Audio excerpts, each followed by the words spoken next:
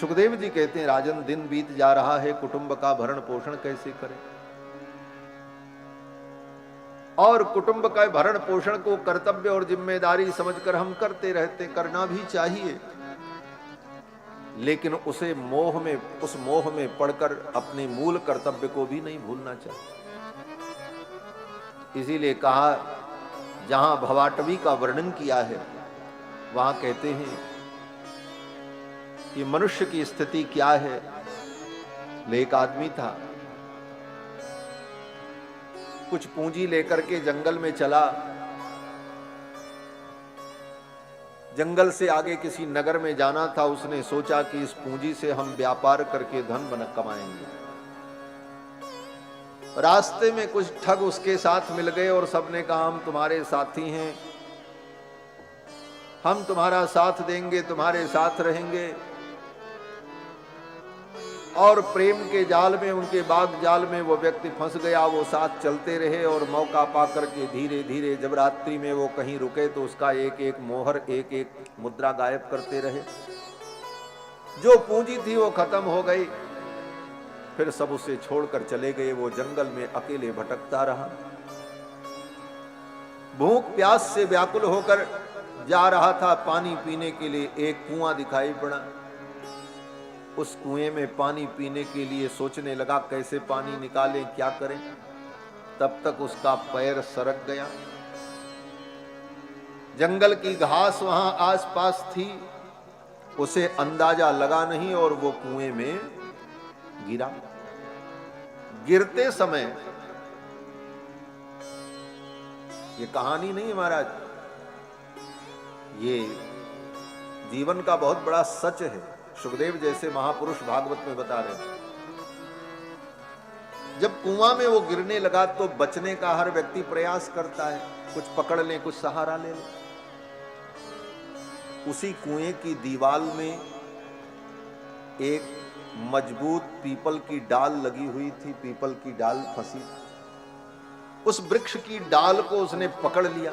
पकड़ तो लिया, लटक गया, लेकिन न नीचे गया न ऊपर गया। अब लटका है पकड़कर। नीचे जब देखा तो नीचे कुएं में पानी नहीं था। कुआं सूखा था और उसमें एक भयानक सर्प फुफकार रहा था। जिस डाली को पकड़ करके वो लटका था, बचा था, उस डाली को जब देखा उसने ध्यान से, तो उस डाली को दो चूहे धीरे धीरे काट रहे थे। एक काले रंग का चूहा था, एक सफेद रंग का चूहा। और उसी डाली के ऊपर वृक्ष में मधुमक्खी का एक छत्ता लगा हुआ था। और उस मधुमक्खी के छत्ते से मधु टपक रही। भूख प्यास से व्याकुल था। अब कोशिश करने लगा, कुछ दो चार बूंद ये मधु मेरे मुंह में गिर जाती तो थोड़ा ऊर्जा मिल जाती। तो कभी कभी हिल करके आगे बढ़ करके जीभ को बढ़ा करके वो मधु की दो चार बूंदों को चाट लेता और लटका हुआ प्रतीक्षा करता, फिर मधु गिरेगी, फिर मधु गिरेगी। तब तक चूहों ने डाल को काट दिया। वो कुएं में गिरा। नीचे सर्प बैठा था, उसने दंश किया और उसकी मृत्यु हो। यही हमारे जीवन की कहानी है। इस संसार कूप में, इस संसार में हम आए क्यों? बोले व्यापार करने के लिए। कैसा व्यापार? बोले कर्म का व्यापार। कर्म की पूंजी कमाने के लिए इस दुनिया में आए और पहले जो कर्म किया था वही पूंजी लेकर के आए। जो पहले कर्म किया था उसके हिसाब से हमको जन्म मिला, संसाधन मिला। अब उस पूंजी से हम आगे अच्छी पूंजी बना लें, अच्छे कर्म कर लें। इसलिए संसार में आए, जन्म मिला। लेकिन कुछ लोग साथ में लग गए हमारे हितैषी बनकर, लेकिन वो हमारे हितैषी नहीं थे, हमारे कर्म की पूंजी को लूटने आए। वो कौन है? बोले वही भाई, बंधु, रिश्तेदार, नातेदार, संबंधी, सगे। वो तुम्हारे कर्म की पूंजी लूटते रहे और तुम लुटते रहे। और जब एक दिन कर्म की पूंजी लुट गई और व्याकुल होकर के आप परेशान थे, सबने साथ छोड़ दिया, तब बोले जीवन में जब निराशा आई तो कहीं आशा के बिंदु को ढूंढते हुए, पानी ढूंढते हुए चले, गिरे कुएं में, गए थे पानी पीने, लेकिन उस कुएं में पानी था नहीं। इस संसार में सुख ढूंढ रहे थे लेकिन सुख मिला नहीं, और जब गिरने लगे तो पेड़ की डाली पकड़ करके लटक गए। ये पेड़ की डाली क्या है? बोले यही आयु है। आयु की शाखा को पकड़ करके जीव लटका हुआ है, और इस आयु की शाखा को काटने वाले दो चूहे हैं। वो चूहे कौन है? बोले एक सफेद है, एक काला है। काला चूहा जो है वही रात है, और सफेद चूहा जो है वही दिन है। दिन रात बीत रहा। आयु रूपी डाली को चूहा काट रहा है, और बीच बीच में जो मधु चाटने की इच्छा हो रही है। बोले क्या?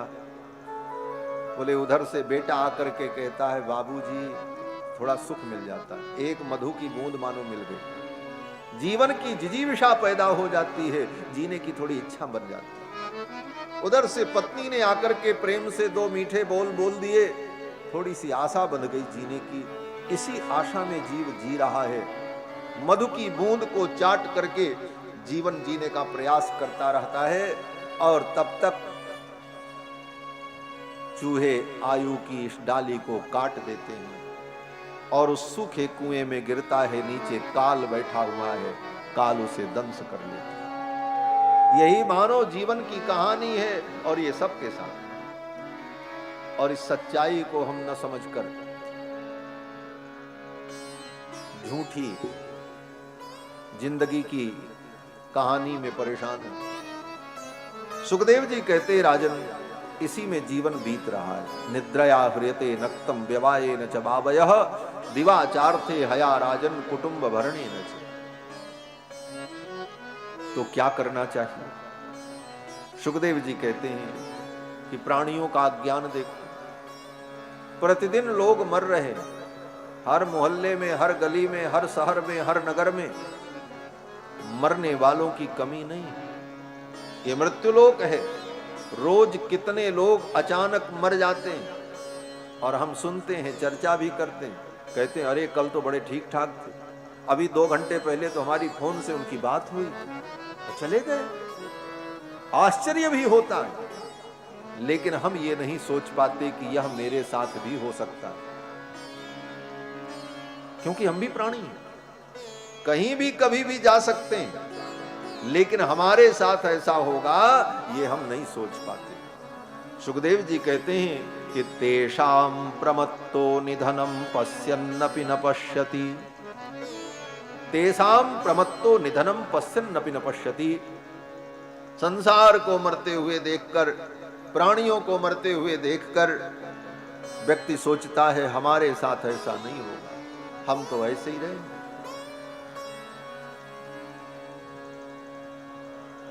हे राजन, ये जीवन अनित्य है, कब कहां जीवन लीला पूरी हो जाए इसका ठिकाना नहीं। इसलिए जब तक समय तुम्हारे हाथ में है, परलोक के लिए सोचो। इस लोक के लिए तो 24 घंटे तुम सोच रहे हो, इतना बड़ा मकान बनाए, इतनी बड़ी कोठी बनाए, इतनी बड़ी गाड़ी खरीदें, ये करें वो करें, और एक क्षण में सब कुछ छूट जाएगा जो तुमने किया। और जहां बाद में जाना है वहां के लिए तुमने कुछ किया ही नहीं, वहां की व्यवस्था नहीं की। जहां तुम्हें रहना नहीं है वहां की व्यवस्था में सारी बुद्धि लगा दी, और जहां जाना है वहां की कोई व्यवस्था नहीं की, वहां के लिए सोचा ही नहीं, सोचने का मौका नहीं। और सोचा भी तो क्या सोचा? बोले बुढ़ापे में करेंगे, बुढ़ापे में भजन करेंगे, बुढ़ापे में भजन करेंगे, ये कोई जरूरी नहीं है। बुढ़ापा आएगा कि नहीं आएगा इसका भी कोई ठिकाना नहीं है। इस दुनिया में बच्चे भी मरते हैं, जवान भी मरते हैं, और बूढ़े भी मरते हैं। क्या पता बुढ़ापा ही ना आवे। क्या करोगे?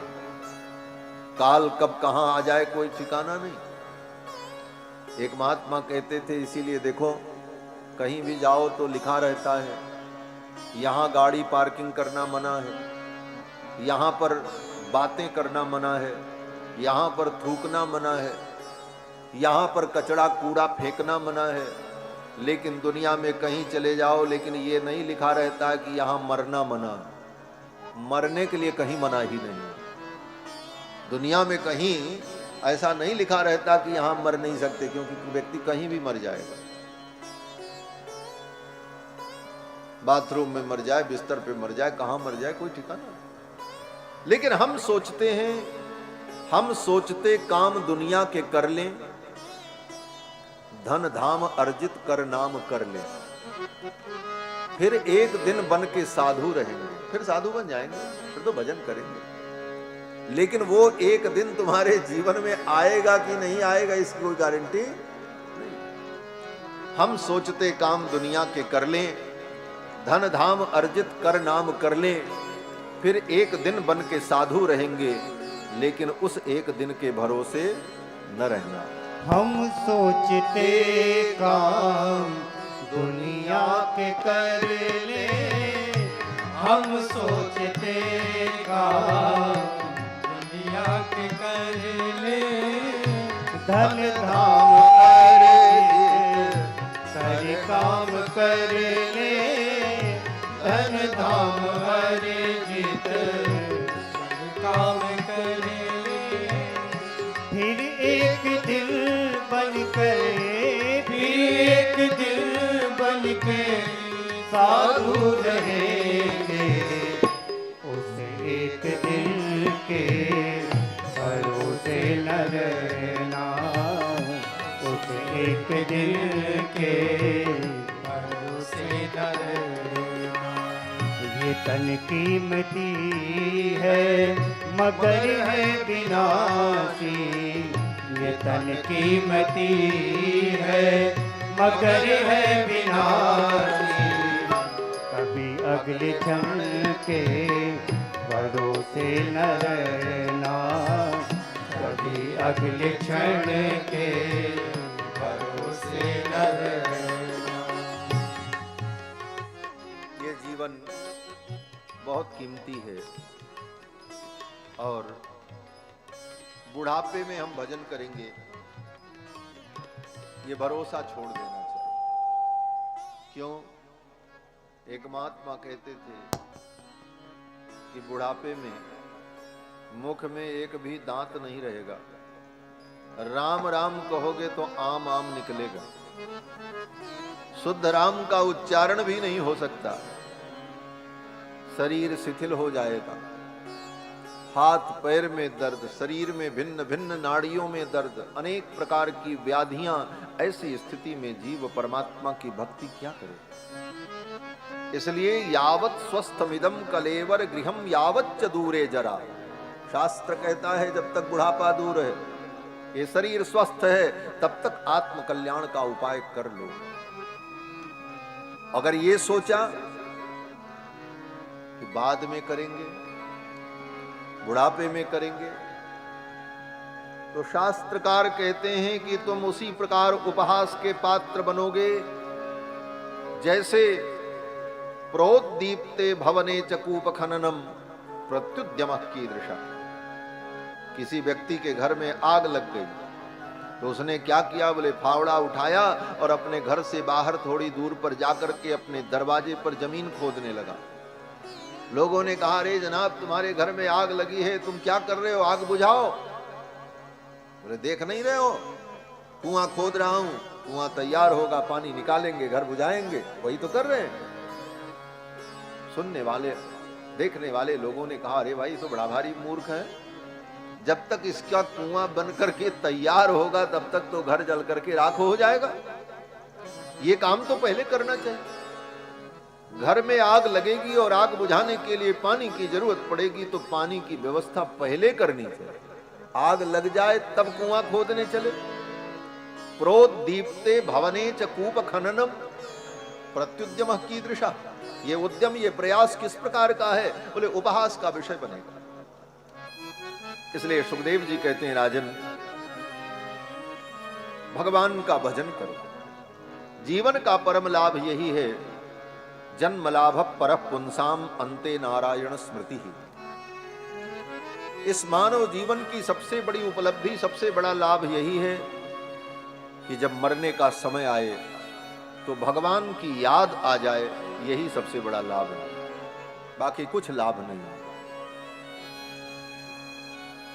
इस दुनिया में न लाभ कुछ है न कुछ नुकसान है, ये भी जानना। नफा नुकसान कुछ है ही नहीं है।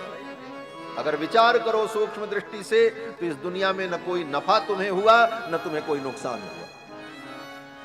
अगर नफा नुकसान कुछ है इस दुनिया में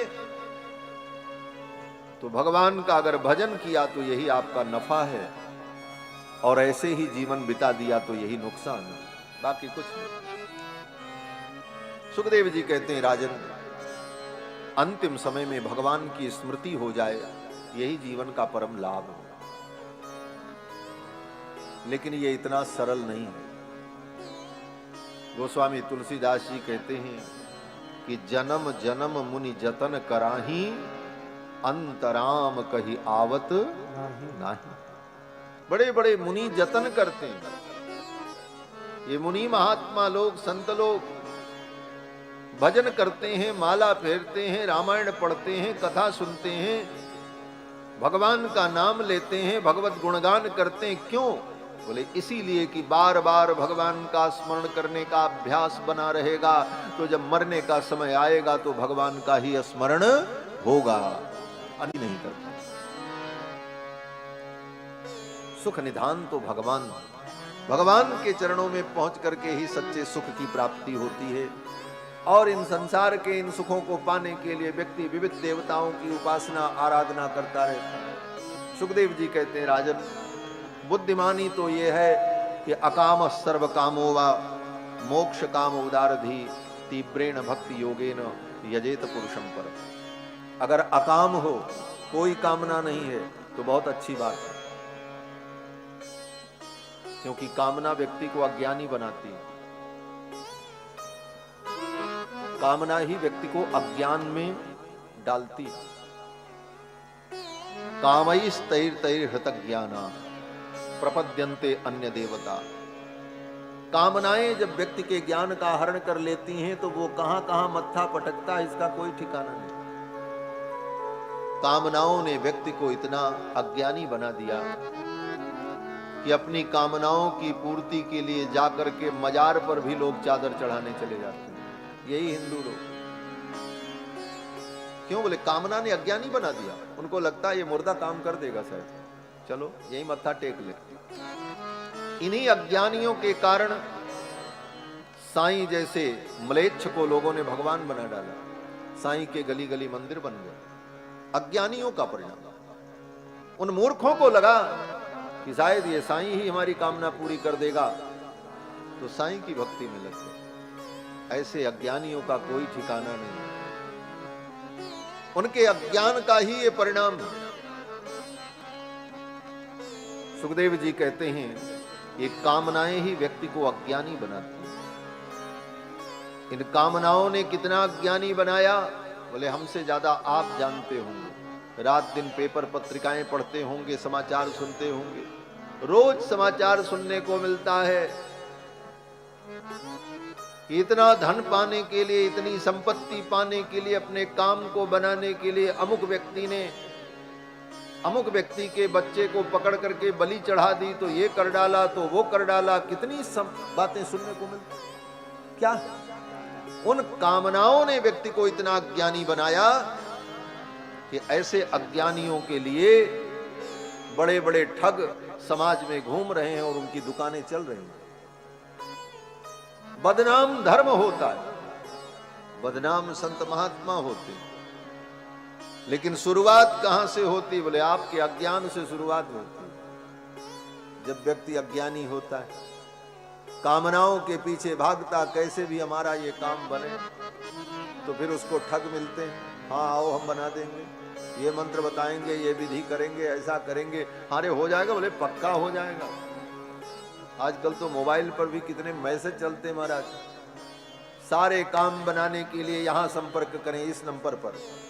नंबर भी प्लस होता है। तो ऐसे अज्ञानी लोग जब इस चक्कर में पड़ते हैं तो ठगे जाते हैं और दुर्घटना के शिकार भी होते हैं, बहुत कुछ होता है।